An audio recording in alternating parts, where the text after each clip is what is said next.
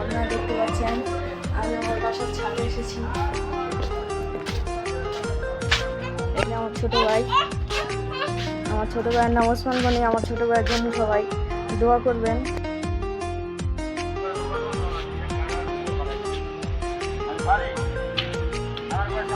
এই যে আমাদের এলাকা, আজকে অনেক সুন্দর আবহাওয়া।